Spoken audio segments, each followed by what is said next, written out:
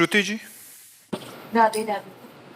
महाराज जी राधे राधे। महाराज जी, सामने वाला जब गुस्से में है तो मुझे कई बार ये समझ नहीं आता कि मुझे क्यों गलत कहता है सामने। क्योंकि हम गलत किए हैं, आज नहीं तो कल, तभी हमें गाली पड़ती है, तभी हमसे कोई गुस्सा होता है। वो व्यक्ति गुस्सा नहीं होता, हमारा कर्म उसकी खोपड़ी में बैठ के गुस्सा दिलवा करके और हमको गाली दिलवाता है। हमारे पाप का मार्जन होता है। सही पूछो, यहाँ कोई ऐसे भी नहीं कर सकता। अगर ऐसे कर रहा है तो हमारा कर्म है और उसको प्रेरित करके वो ऐसे करवा रहा है। हम चूंकि वर्तमान को केवल देख रहे हैं, भूत को तो देखा नहीं। जैसे ए भाई, अगर तुम इनके भूत के कार्य को जानो तो तुम यही कहोगे भगवान ने सही किया। हाँ, भगवान ने सही किया, लेकिन हम भूत के कार्य को तो जानते नहीं। हम वर्तमान के दृश्य को देखते हैं। यहाँ जो भी हो रहा है, हम अपने कर्मों का भोग भोग रहे हैं। हम अपने अपने कर्मों का भोग भोग रहे हैं। जैसे पूर्व में हमारे द्वारा जो कर्म होता है वो अधिक रूप लेकर के हमें दंड देता है। तो इसमें कर्म विधान है, भगवान का नहीं। बोले भगवान ने उसको प्यार किया, नहीं, भगवान के वो भी प्यारे थे, ऐसा नहीं था। भगवान सब मम प्रिय सब मम उपजाए, पर कर्म प्रधान विश्व रचि राखा और जो जस करे तास फल चाखा। इसमें चूंकि कर्म हमारा भूत में होता है, भूत के पर्दे में, उसे हम देख नहीं पाते। और वर्तमान में जब दंड मिलता है तो लगता है भगवान बड़ा निर्दयी, हमारा अकेला लड़का था 20 साल का, उसको भगवान ने मार दिया। हमने क्या किया? भगवान की पूजा की, भगवान की आराधना की, भगवान ने हमारे साथ क्या किया? ये जीव भगवान पर अश्रद्धा कर लेता है, जबकि ऐसा नहीं है। वो बड़े कृपालु हैं, पर उसकी आयु ही कर्म के अनुसार इतनी थी। अब आप पूजा करो या ना करो, 20 साल में हो जाएगा। तो ये बातें समझनी है सत्संग के द्वारा कि हमको कोई अगर क्रोध करता है, कोई गाली देता है, तो कहीं ना कहीं वो हमारे किसी कर्म का मार्जन है। हम समझ नहीं पाते और नया कर्म कर बैठते। और अगर हम चुप सह जाएं तो हमारे कर्म का मार्जन हो जाएगा, पर सहना बहुत कठिन है जी।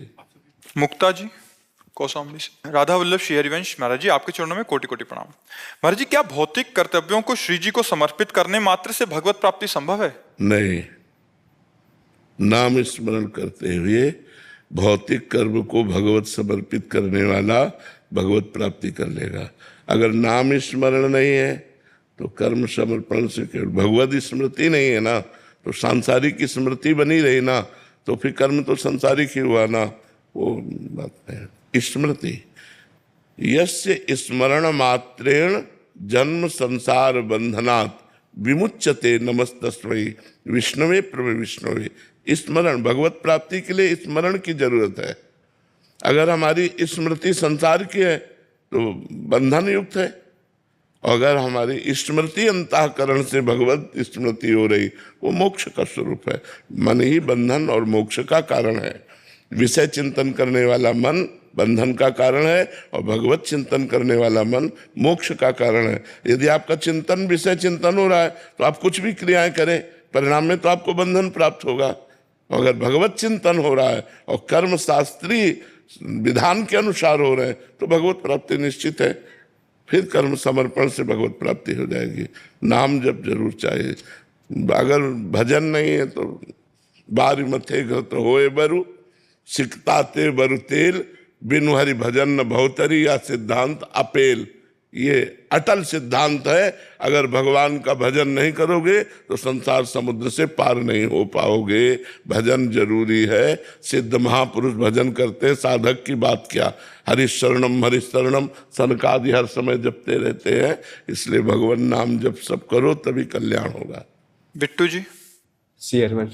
राधे राधे। महाराज जी, आपके चरणों में कोटि कोटि प्रणाम। महाराज जी, मेरा प्रश्न है कि कुछ वाणियां जी ऐसी हैं जिनका मैं व्याख्या नहीं पढ़ सकता, तो मैं चिदानंद को कैसे प्राप्त करूं जिससे वाणी जी की व्याख्या पढ़ने योग्य हो सकूं? नाम जब चिदानंद तत्व का ज्ञान करा देगा।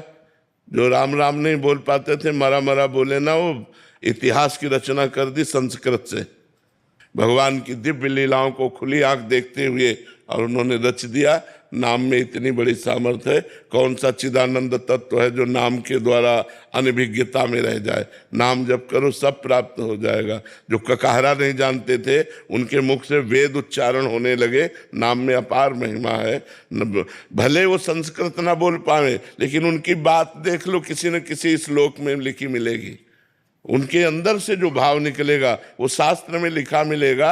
जो भगवान नाम जप करते हैं, और चाहे जितने बड़े विद्वान हो, अगर भजन नहीं कर रहे हैं तो भाव तरने का बात नहीं होगी। नामात्मा प्रवचनेन लभ्या न मेधया न बहुना श्रुतेन।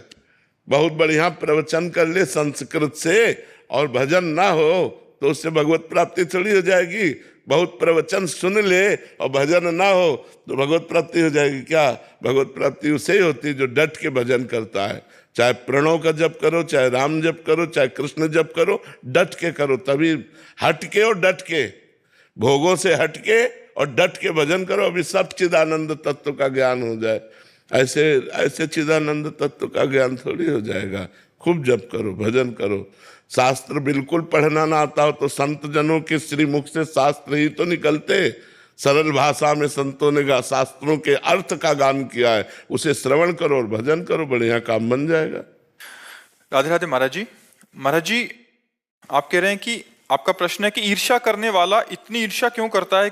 क्या ईर्ष्या में व्यक्ति किसी का इतना नुकसान भी कर सकता है? वो व्यक्ति दूसरे का जीवन पूरी तरह जो ईर्ष्या करता है वो दूसरे का नुकसान तो क्या कर पाएगा, उसका खुद नुकसान हो जाता है, उसका खुद पतन हो जाता है। उसे कोई दंड मिलेगा? और क्या, उसका खुद पतन हो जाता है। जो ईर्ष्या करता है, मत्सरता करता है, मत्सरत मेरे से आगे निकला जा रहा है, इस बात से जलता है, तो वो उसका नुकसान कर पाए न कर पाए, अपना नाश जरूर कर लेगा। ईर्ष्या करने वाला अपना पतन जरूर कर लेता है, अपना नाश कर लेता है। इस ईर्ष्या की वजह से मैं काफी परेशान हूँ। और आप ही नहीं परेशान हो, पूरा विश्व परेशान है। पूरा विश्व परेशान है। अपने घर में सुख पूर्वक रहने की व्यवस्था है लेकिन पड़ोसी के घर में ज्यादा है, तो हम अपने घर में रहते हुए भी जल रहे हैं क्योंकि पड़ोसी के घर में ज्यादा है। हाँ, हमें अपने घर का सुख नहीं भोग रहे, हम पड़ोसी के घर के सुख का दुख भोग रहे हैं। ये ईर्ष्या सबके दिमाग में है। कंचन तजना सहज है, सहज तिया का नेह, और मान बड़ाई ईर्ष्या दुर्लभ तजना है। ईर्ष्या बहुत बड़ी चीज है, इसको समन करना भगवान की कृपा से ही होता है। और ईर्ष्या जो करता है वो दूसरे का अहित करे या ना करे, अपना अहित जरूर कर लेता है, अपना पतन जरूर कर लेता है। हमें चाहिए नाम जप करते हुए दूसरे के द्वारा ईर्ष्या जो हमारे प्रति की जा रही, हम उसको क्षमा करें और उसका मंगल मनाएं। लाल बाहू शाह जी। श्री हरिवंश महाराज जी। महाराज जी, आप कह रहे हैं कि आपके गांव में श्री जी कृपा से सार्वजनिक मंदिर बनवा रहे हैं मिलके, तो महाराज जी उसमें महादेव जी के मंदिर, पार्वती जी के मंदिर, भैरव जी के मंदिर, राधा कृष्ण जी के मंदिर हैं। इसके लिए महाराज जी थोड़ा सा मार्गदर्शन चाहिए था कि कोई गलती ना हो जाए, तो हम किस बातों का ध्यान रखें, उनकी सेवा बाद में कैसे? हाँ, बस सबसे बड़ी समस्या ये है कि मंदिर बनवाना सहज है लेकिन मंदिर के देवता की बराबर पूजा होती रहे ऐसी व्यवस्था करना कठिन है। बहुत से ऐसे मंदिर हैं जिनमें जल चढ़ाने वाला कोई नहीं। आज का समाज जो है, हमें लगता है पूरे गांव में 1 2 4 ऐसे निकल आवे जो जल चढ़ाने के लिए रोज नियम से जाते हो। नहीं तो अब नई जो जनरेशन है वो शंकर जी में सुबह 4 बजे जाके जल नहा के चढ़ाए, 9-10 बजे तक तो सोते हैं, तो सुबह जल। तो हमें लगता है देवालय बनवावे तो कुछ अर्थव्यवस्था ऐसी कर दे जिससे पुजारी आदि की व्यवस्था हो जाए और ठाकुर का भोग लगता रहे, ऐसी व्यवस्था कर देनी चाहिए। नहीं तो देवालय तो बहुत बनवा देते लेकिन उनकी भोजन व्यवस्था, भोग व्यवस्था, आरती व्यवस्था न करने से अपराध भी लगता है। मान लो मंदिर है, अब जले नहीं चढ़ रहा, भोगे नहीं लग रहा, मंदिर हमने बनवा दिया तो अपराध बन रहा है ना। प्राण प्रतिष्ठा हुई, देवता विराजमान है, भगवान विराजमान है। विजया जी। श्री हरिवंश महाराज जी। महाराज जी, ऑफिस के काम का चिंतन होने से प्रभु का पूर्ण रूप से चिंतन या निरंतर भजन नहीं हो पाता। कहीं ना कहीं ये चिंतन भी बना रहता है कि बच्चों को भगवत प्राप्ति हो। महाराज जी, कैसे मैं इन दोनों बातों को मिटाकर श्यामा शाम की? देखो, सब शास्त्रों से सम्मानित और सब ऋषि मुनि और संत महात्माओं से प्रतिपादित हम आपको बात बताते हैं। हम ऑफिस गए, राधा अपना काम शुरू किया, फिर बीच में याद कर लिया राधा। काम पूरा हुआ 5 घंटे में, हाथ जोड़ा, हे प्रभु 5 घंटे में जो काम हुआ और आपका स्मरण हुआ, ये 5 घंटे आपको समर्पित करते हैं। आप ऐसा करके देखिए, ये भागवत धर्म है, कर्म समर्पण और भगवत स्मरण, इसी से सब काम हो जाएगा। कोई गृहस्थी में किसानी करता है, कोई व्यापार करता है, कोई ऑफिस जाता है, अपनी अपनी ड्यूटी दे रहे, और सबको देना चाहिए। देखो अर्जुन जी कह रहे मैं संन्यास लेकर के भिक्षा मांग करके भजन करूंगा, युद्ध नहीं करूंगा, और भगवान कह रहे युद्ध करो। मामुनिस्मर युद्ध च, मेरा स्मरण करते हुए युद्ध करो, भगवान ऐसा कह रहे हैं। तो युद्ध माने अपने कर्तव्य का पालन। तुम जहां जो कुछ हो, तुम्हें जो पद मिला है, अपने कर्तव्य का पालन करो और नाम जप करो, यही पूजा है। इसी से भगवत प्राप्ति हो जाएगी, घबराने की जरूरत नहीं है। मान लो आप ऑफिस में बैठे, तो ऑफिस का जब काम कर रहे हैं उस समय नाम जप नहीं हो पाएगा, क्योंकि मन एकाग्रता से हम जब काम करेंगे तो नाम जप हम भूल जाएंगे। तो जब हमें अंगुली रुके, मान लो लैपटॉप से राधा, हम अगर 5 घंटे में 10 बार राधा राधा बोल लेते हैं और 5 घंटा समय भगवान को समर्पित कर देते, वो भगवत प्राप्ति के योग्य हो जाएगा, वो आपको भगवत प्राप्ति के मार्ग में चलाएगा। लेकिन स्मरण आवश्यक है। भगवान को प्रणाम करके अपने ऑफिस में बैठो, और भगवान को प्रणाम करके कर्म समर्पण करके ऑफिस से निकलो, पूजा ही हो गई आपकी। क्योंकि भगवान वो काम में तदात्मता होती है, तो कई घंटों तक नाम छूट जाता है, चिंतन पे नहीं बनता। हाँ, कई घंटे तो हमें लगता नहीं। एक बार 1 सेकंड के लिए रुके, राधा बोल दी, क्या चला गया? इसके लिए तो हम सावधान रहे। कई घंटे निकल गए भगवान नाम, मुझे ऐसा नहीं लगता कोई काम कि जिसमें हमको 1 सेकंड का अवसर न मिले। मान लो आप राधा बोले, राम बोले, शिव बोले, कृष्ण बोले, कृष्ण काम, कृष्ण, फिर काम, कितना सुंदर बढ़िया भजन बन जाए। हमें लगता है कि हमारी थोड़ी कमजोरी है, अगर हम अभ्यास को पुष्ट करें तो हो सकता है, नाम जप करते हुए हो सकता है। देखो हम इतनी देर से आपसे बात कर रहे हैं, तो आपको लग रहा होगा कि हम नाम छोड़े हुए हैं। नहीं, हमारे दिमाग में यहाँ बार बार राधा लिखा जा रहा है। आपके सामने बैठे आपके चेहरों पे राधा राधा राधा। हम बोल नहीं रहे, बोल रहे हैं बातें, लेकिन हमारा दिमाग काम कर रहा है, क्योंकि अभ्यास योग युक्तेन चेतसा नान्यगम, जो अभ्यास किया जाता है वही दिमाग में छा जाता है। जैसे आप हमारी बातें ही केवल नहीं सुन रहे, अंदर कुछ और चल रहा है ना। जहां तुम्हारे कुछ और चल रहा है, वहां हमारे चल रहा है। ये बात समझ ली। तो अभ्यास अगर हम कर ले तो हम 2 काम एक साथ कर सकते हैं। हमारे मन में इतनी क्षमता है, हम 2 काम एक साथ कर सकते हैं। अब अभ्यास की बात होती, देखो ड्राइवर बीड़ी भी पी रहा है, बगल वाले से बात भी कर रहा है, हंस भी रहा है, लेकिन वो सब कुछ नहीं कर रहा है।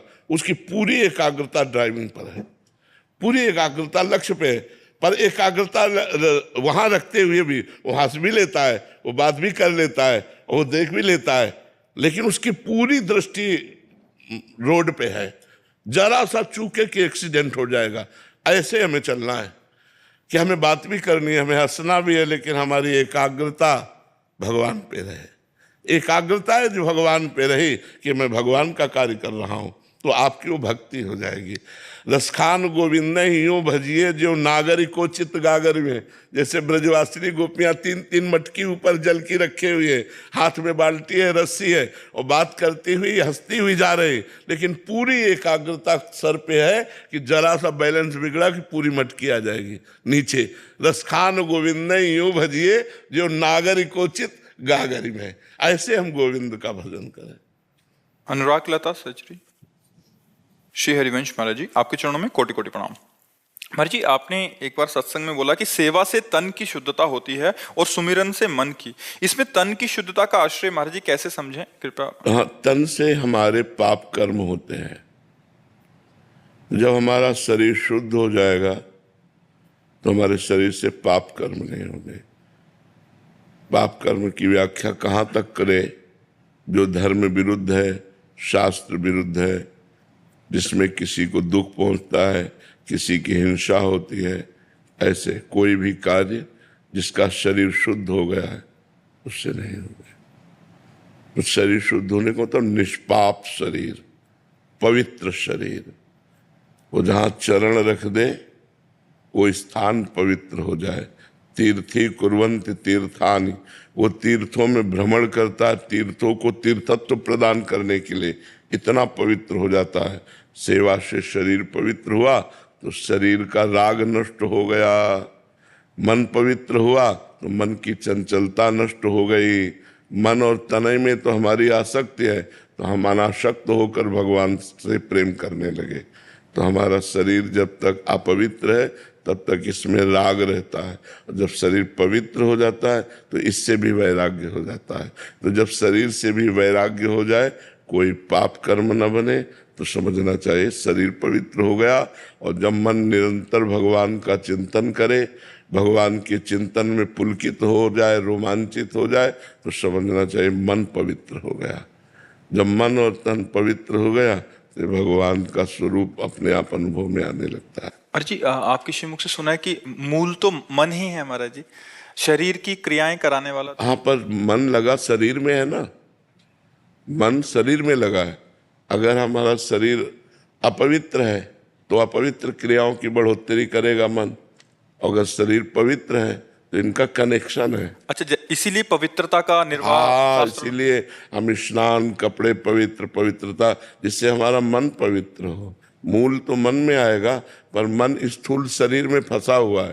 तो स्थूल शरीर जब हमारा पवित्र होगा तो सूक्ष्म शरीर में मन आता है, वो भी पवित्र हो जाएगा, और कारण शरीर में स्वभाव आता है, वो भी पवित्र हो गया। तीनों पवित्र हो गए तो आप तो परम पवित्र है ही, आत्मस्वरूप है, आपको अनुभव होने लगेगा। जैसे स्वच्छ और निर्मल जल में नीचे क्या पड़ा है ये हमें दिखाई दे देता है, ऐसे परम पवित्र निश्चल मन में भगवान के स्वरूप का अनुभव। इंद्रियाणाम मनश्चास्मि, भगवान गीता जी में कहते हैं इंद्रियों में मैं मन हूं, तो वो अनुभव में आने लगते हैं। वनिका जी दिल्ली से। श्री हरिवंश।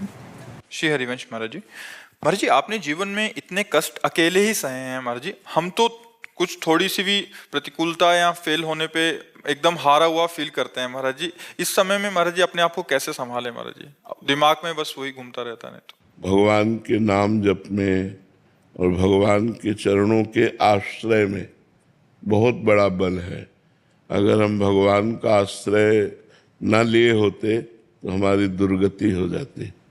आज भी जैसे कष्टमय शरीर है, लेकिन भगवान के आश्रय में है तो एक आनंद है, एक शीतलता है।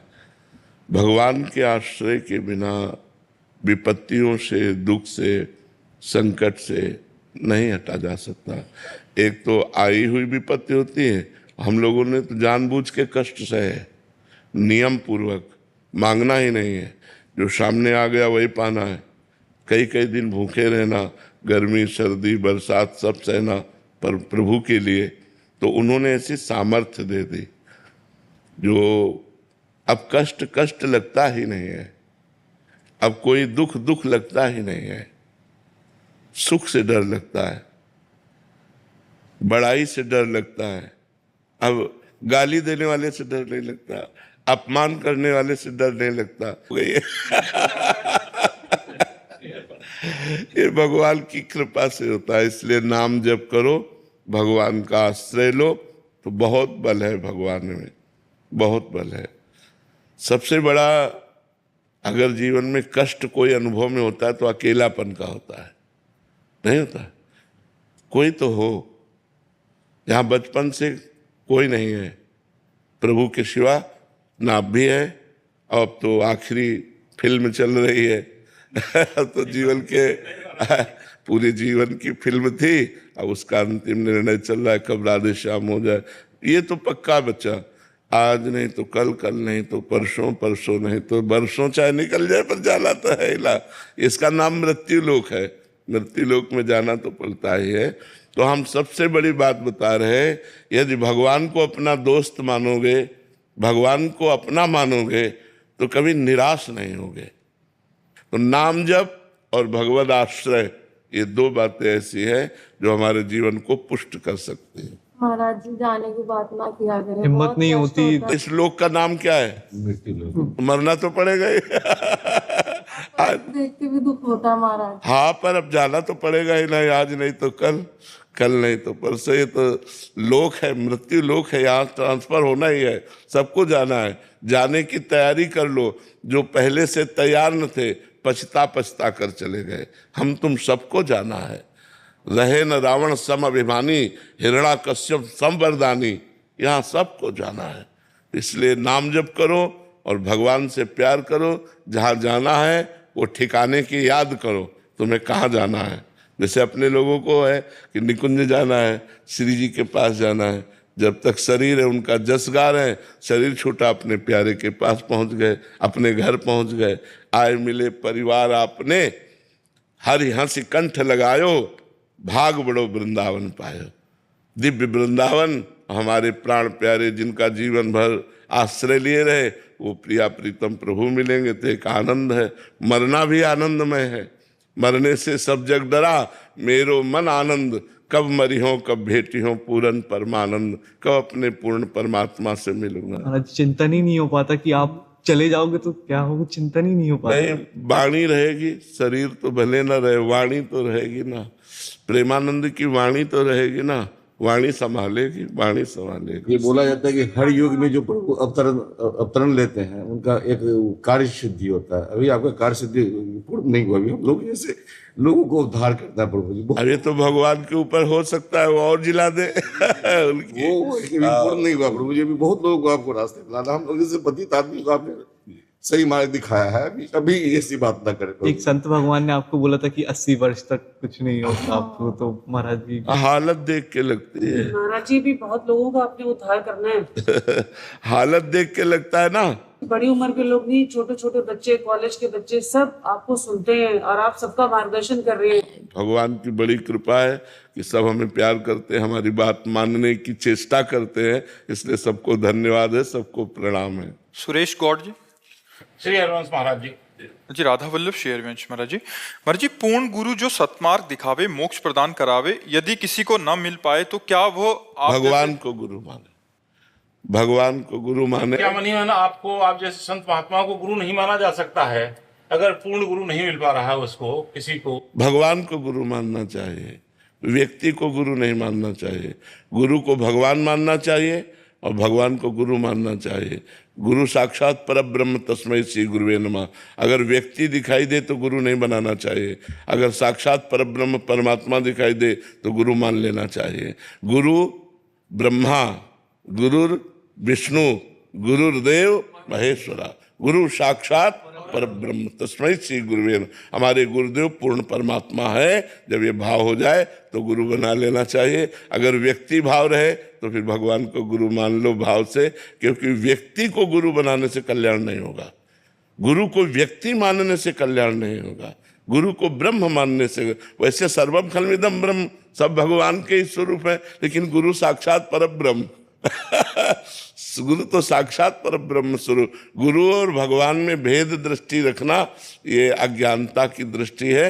लेकिन हम कहते हैं जब तक ये अज्ञानता बनी रहे तो वंदे कृष्णम जगत गुरुम, भगवान को गुरु बनाकर नाम जप करना चाहिए। आशीष जी।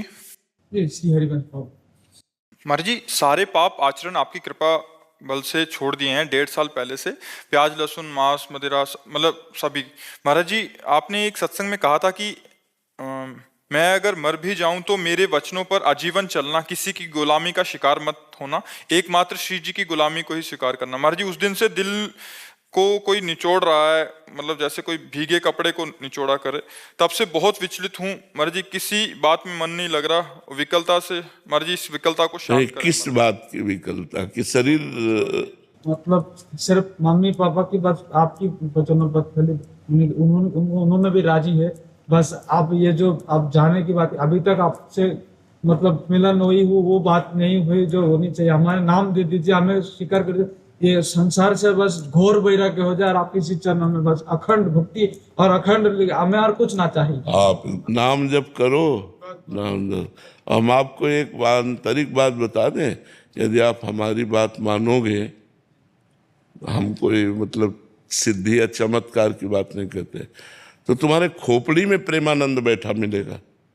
ये तुम देख लेना, तुम्हें लगेगा कि हमारे माइंड पे वो बैठे हुए हैं और वो मुझे चला रहे हैं, क्योंकि ये जीवन भगवान को समर्पित जीवन है। मतलब किंचन मात्र इस जीवन में अपना अस्तित्व नहीं है। भगवान बुलवा रहे हैं, पढ़े लिखे नहीं है, भगवान चला रहे हैं, हमारी किडनी फेल है, मतलब अपना अस्तित्व, मनुष्यत्व का अस्तित्व नहीं है। ये केवल भागवतिक प्रभाव से चल रहा है। तो अगर आप हमारी बात मानोगे तो आपको दिखाई देगा माइंड में ही वो बैठे हुए चला रहे हैं। बाहर की तो बात जाने दो, माइंड में बैठे हुए वो चला रहे हैं, हमारे दिमाग में वो बैठ चुके हैं। जो बाबा ने ये बोला है, बाबा ने ये बोला है, बाबा ने कहा ऐसे चलना है, ये माइंड में बैठना होता है। तो माइंड में बैठ करके ही तुम्हें भगवत प्राप्ति करा देंगे। अमित आहूजा जी। पूर्व राधे राधे महाराज जी। महाराज जी, क्या भाग्य हमारे जीवन को नियंत्रित करता है या हमारे प्रयास और प्रार्थना हमारे जीवन को बदल सकती है? नहीं, भाग्य नियंत्रित करता है। कब तक? जब तक हमारा प्रयास आध्यात्मिक नहीं होता। आध्यात्मिक प्रयास होने पर भी भाग्य अपना प्रभाव दिखाता रहता है, लेकिन वो हमको परास्त नहीं कर सकता। आध्यात्मिक उन्नति होने पर हम अपने नए प्रारब्ध की रचना कर सकते हैं, नए भाग्य की रचना कर सकते हैं, लेकिन वो केवल आध्यात्मिक प्रयास से ही होगा, भौतिक प्रयास से नहीं। भौतिक प्रयास की सफलता और असफलता ये पूर्व भाग्य पर आधारित है। हानि लाभ जीवन मरण जस अपजस विधि हाथ, विधि माने विधाता के हाथ में जो तुम्हारे कर्मों के अनुसार विधान रख दिया गया है। अब उसको भोगते हुए हम नए जीवन को, हाँ, तो हम उस आध्यात्मिक मार्ग से ही चल सकते हैं, तब हम प्रकाशित कर सकते हैं नए जीवन को। नहीं तो वो कर्म के आधार पर भाग्य पर ही निर्धारित रहेगा, वो स्वयं में इतना प्रबल नहीं है। स्वयं में प्रबलता पुरुषार्थ अध्यात्म की, भजन की, तपस्या की, व्रत की, नियम की, तीर्थयाटन की, इनको जो हम करते हैं तो हम अपने भाग्य का परिवर्तन कर सकते हैं। आगामी, वर्तमान को नहीं, आगामी भाग्य का परिवर्तन कर सकते हैं। महाराज जी, कर्म से भाग्य बनते हैं या भाग्य से कर्म? कर्म से भाग्य बनता है और भाग्य से उसका फल मिलता है, सुख या दुख। कर्म से हमारा भाग्य बनता है और भाग्य के परिणाम में सुख या दुख मिलता है। तो हमें नवीन कर्म जो आप करें वो सुख दुख दोनों से परे होने चाहिए। वो है भगवान का भजन जो परमानंद प्रदान करता है, सुख दुख से परे है। तो नाम जप करो और सारे कर्म भगवान को समर्पित कर दो, अभी जीवन आनंदमय हो जाएगा। ये भी होता है कभी आगे जब कर्म कर रहे हैं तो आगे का जन्म पता नहीं कहाँ जाएंगे। हाँ, बिल्कुल बिल्कुल। सुअर कुत्ता भी बन सकते हैं, चिड़िया पक्षी भी बन सकते हैं, देवता भी बन सकते हैं, मनुष्य भी बन सकते हैं, कर्म के अनुसार। हाँ, जैसा हम कर्म करें। कोई निर्णय नहीं, कोई निर्णय नहीं। इसीलिए तो खूब नाम जप करना चाहिए। तो नाम जप बचा लेगा, नाम जप आपको आगे उन्नति प्रदान करेगा। महाराज जी, माला से ना कर सके तो क्या हर पल हम नाम लेते रहें, उसका भी उतना ही प्रभाव पड़ेगा जितना माला लेके करने से? माला तो एक निमित्त मात्र है। माला है, जैसे और भी साधन है, ये एक निमित्त है। हमें भजन कराने में इनका बहुत बड़ा योगदान होता है। जैसे हमने देखा कि आज 40,000 हुए नाम जप। अब कल जब 30,000 में हम रोकेंगे तो हमें जलन होगी कि 10,000 का हमारा घाटा हो रहा है, यार कैसे पूरा करें 10,000 तो पूरा। अगर हम गिने ना होते तो ये प्रक्रिया ना होती। तो हमें लगता है गिनने से हमें ज़्यादा लाभ मिलता है कि आज हमने 50,000 किए, चलो कल 40,000 किए थे, आज 50। अब 50,000 से नीचे उतरने में आपको अच्छा नहीं लगेगा। तो मुझे लगता है नए साधक को गिनकर करना चाहिए, माला से, काउंटर से, जैसे भी बने, तो उससे हमारी रुचि बनती है, वैसी संख्या बनती है। अब ऐसे हमारा घंटा भर मन लगा और कभी बिल्कुल ना लगा तो फिर वो ठीक नहीं रहेगा। एक नियत संख्या से जब किया जाता है तो हमारी भजन में प्रवृत्ति होने लगती है। अब जैसे आप रोज 50,000 नाम जप करो तो 50,000 का तो अभ्यास हो गया और 10-5,000 आप इस तरह में घसीट सकते हो, तो धीरे धीरे हम भजन वृत्ति बढ़ा सकते हैं। तो ऐसे हमें पता ही नहीं चला कितना जप हुआ। ये सिद्धों का है, जो सिद्ध हो गए हैं उनके श्वास प्रश्वास में भगवान नाम चल रहा है। अब उनको जपना तो है नहीं, वो तो स्वयं चल रहा है। साधक को जिसको जपना है उसको चाहिए माला, सुमिरनी, काउंटर आदि के द्वारा संख्या से, तो संख्या से ज्यादा जप होता है। फिर देख लो आपकी स्थिति क्या है। गीता जी। राधे राधे महाराज जी। महाराज जी, जब आप कहते हैं कि वृंदावन वास परम वास है, इससे आपका तात्पर्य सिर्फ वृंदावन से है, ब्रज 84 कोस से भी? ब्रज 84 कोश, कहीं भी भगवत धाम में वास करे। ये ब्रज 84 कोश पूरा ब्रज धाम है ना, ये भगवान श्री कृष्ण की गोद है। हम मानो भगवान की गोद में वास कर रहे हैं। पूरे ब्रज 84 कोश में कहीं भी गोकुल है, नंदगांव है, बरसाना है, गिरिराज तलहटी है, वृंदावन, ये सब वृंदावन है। 3 वृंदावन है, गोष्ठ वृंदावन, गोपी वृंदावन और किशोरी जी का वृंदावन श्री निकुंज वाटी। तो यहाँ आप बैठे निकुंज वृंदावन है, गिरिराज जी गोपी वृंदावन है, नंदगांव आदि जो है ये गोष्ठ वृंदावन है, गोकुल आदि ये गोष्ठ वृंदावन है, ये सब वृंदावन ही है। राधे राधे महाराज जी। महाराज जी, राम जी इष्ट हैं, सांगोपान उपासना के द्वारा भगवत प्राप्ति की ओर प्रयासरत हूँ। नाम रूप लीला धाम को साधने की कोशिश में है। महाराज जी, लीला दर्शन के बाद हृदय में हाहाकार मचा हुआ है। अब ये स्थिति है कि मंत्र जप नाम जप में अश्रु बहते हैं। ये क्या मनोदशा है महाराज जी? प्रकाश डालिए महाराज जी। मुझे समझ में नहीं आता है कि एक आदमी के पास अगर 10-5 करोड़ रुपए हो तो छुपाता है, जबकि वो नाशवान संपत्ति है। आपका लीला में प्रवेश हो गया, आप उसे बोल रहे हैं, ये क्या है? ये दिखावा है या सत्य है? सत्य है तो हिम्मत कैसे हो गई बोलने की? मेरी समझ में नहीं आता। हाहाकार मचा हुआ, आप शांत बैठी हुई, काहे को? सच्चाई से चलो तो वास्तविक प्रेम को प्राप्त हो जाओगी। बनावट से क्या होगा? बुरा मत मानना। हमें आपकी बड़ाई करके आपको पतन में नहीं पहुंचाना है। जहां आप बैठी हो ये आध्यात्मिक क्षेत्र है, सत्य क्षेत्र है। सत्य से भजन करोगी तो वास्तविक प्रेम प्रकट हो जाएगा, और जब प्रेम प्रकट हो जाता है तो अनिर्वचनीयम प्रेम स्वरूपम मूकास्वादनवत। जैसे गूंगे को गुड़ खवा दिया जाए, पूछा जाए कैसा है, तो बस उसकी चेष्टा से बाहरी जान सकते हो, वो बोल नहीं सकता। ऐसे मूकास्वादनवत जो आचार्यों ने कहा है, तस्मात् शास्त्रम प्रमाणम, शास्त्र प्रमाणित कोई भी स्थिति होती, मनमानी स्थिति नहीं होती।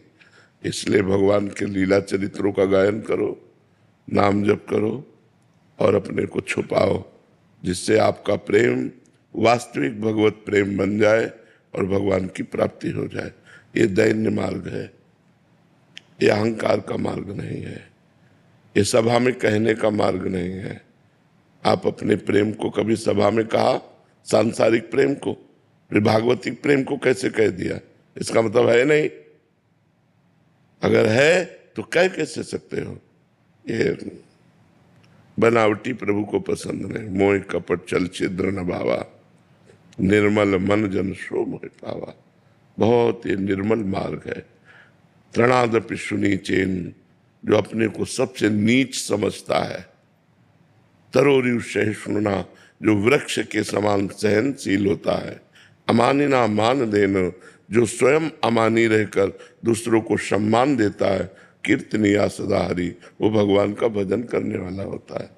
अभी चलो, किसी से कहो मत, चुपचाप चलो। बस आपके सामने। हाँ, फिर भी नहीं, कहीं नहीं करते। शांत और खूब नाम जप करो भगवान का। और इतना समझ लो कि विरह में जो सुख है वो ब्रह्मा को परमेष्ठी पद में सुख नहीं है। फिर जो भगवान के मिलन में सुख है, उस सुख का तो वर्णन ही नहीं किया जा सकता। इसलिए नाम जप करो, लीला गायन करो, लीला श्रवण करो और अपने भाव को गुप्त रखो। जी। लवदीप सिंह जी। राधा वल्लभ श्री हरिवंश। श्री हरिवंश महाराज जी। महाराज जी, लगभग 2 वर्ष पूर्व से आपका सत्संग और एकांतिक वार्तालाप से प्रेरणा लेकर राम नाम का जप प्रारंभ किया है महाराज जी। आपकी बहुत कृपा है महाराज जी। आपके एक सत्संग में सुना था कि महाराज जी आपने अपने समीप रहने वाले संतों को हमारे बच्चे कहकर संबोधित किया था। गुरुदेव, हम जैसे ग्रस्त भी आपके चरणों की शरण में यही प्रार्थना करते हैं कि हम भी आपकी संतान हैं। देखो, दुर्वासा जी परम पवित्र महान तपस्वी, दूब का रस पीकर तपस्या करने वाले हैं। भगवान के विरक्त तपस्वी है। अम्बरीश जी गृहस्थ है, तपस्वी नहीं है। भगवान के प्रेमी भक्त हैं। तो जब भगवान की सभा में, जैसे भक्तों की सभा में भगवान का जस होता है, भगवान की महिमा गाई जाती है, ऐसे भगवान की जब सभा लगती है तो भक्तों की महिमा गाई जाती है। तो ये हुआ कि इस समय मृत्यु लोक में सबसे महान भक्त कौन? तो देवर्षि नारद जी ने कहा इस समय आपके परम पावन भक्तों में वैसे सब महान ही है, पर सर्वश्रेष्ठ अम्बरीश जी हैं। तो वहां दुर्वासा जी भी बैठे हुए थे। तुम्हारे प्रश्न का ही उत्तर है, दुर्वासा जी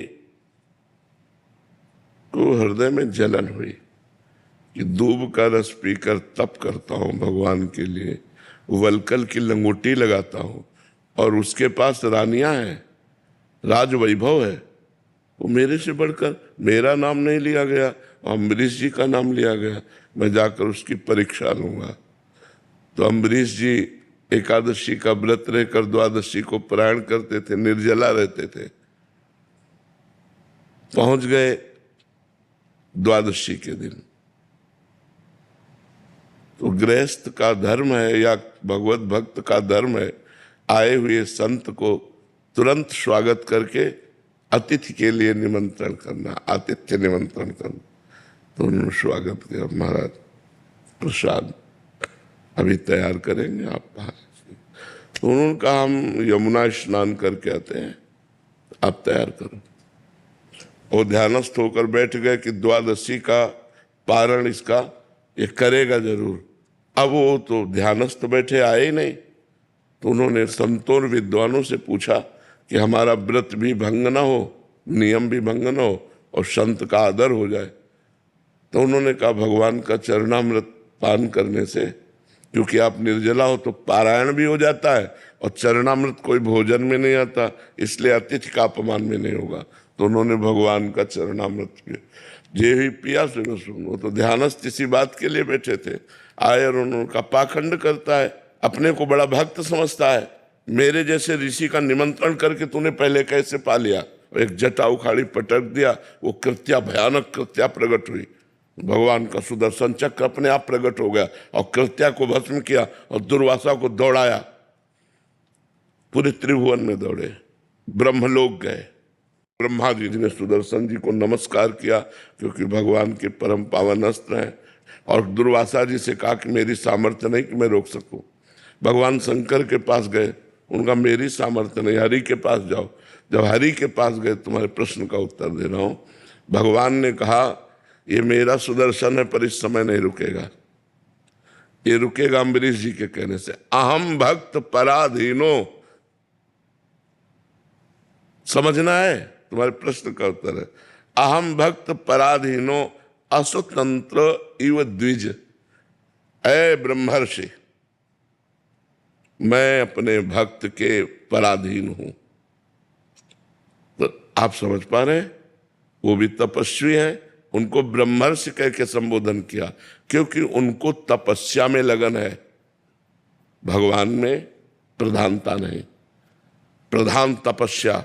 और अम्बरीश जी में तपस्या नहीं, सीधे भगवान। सावई मना कृष्ण पदारविंदयो, आपका कुछ अस्तित्व है, आपके कोई अपने हैं। इन्होंने सब अपनेपन का त्याग करके, अस्तित्व अपना मिटा करके, हम कह दे खड़े रहो तो खड़े रहो, हम कहें बैठ जाओ बैठ जाओ, हम कहें भोजन पालो पालो, नहीं पाना नहीं पाओ। तो इनके लिए निकलेगा ये हमारे बच्चे हैं, क्योंकि आपके लिए आप हमारी कुछ आज्ञा पे चल सकते हैं, संपूर्ण आज्ञा पर नहीं। स्वीकार करते हैं बात? क्योंकि आप भी केवल ये नहीं कह सकते मेरे महाराज जी हैं, और ये बोल सकते हैं केवल मेरे महाराज जी हैं, क्योंकि इनके कोई नहीं है। माता पिता परिवार संपत्ति घर सब है, लेकिन इनके कोई नहीं है। ये कह सकते हैं केवल मेरे महाराज जी, और हम कह सकते हैं केवल मेरे बच्चे। आप समझ पा रहे ना? इस कारण से ऐसा हम आपको, हमारे ही बच्चे सब हो, पर हम ये नहीं कह सकते कि आप सिर्फ मेरे हो। जैसे मीरा जी कह रहे, मेरे तो गिरधर गोपाल दूसरो न कोई, जाके सिर मोर मुकुट मेरो पति सोई। हम ये जरूर कह सकते हैं कि हमारे भी ठाकुर जी हैं, लेकिन दूसरों ने कोई इतनी हिम्मत नहीं है कि ये शब्द हम बोल दें। ये होगा तो झूठ होगा, नहीं होगा। यहाँ तक कि अपने मीरा शरीर को भी मीरा जी स्वीकार नहीं करती, क्योंकि हलाहल जहर दिया गया, उसे पी लिया। गिरधर का चरणामृत, तो दासी कहती नहीं इसमें जहर मिला हुआ है, तो उनका नहीं, गिरधर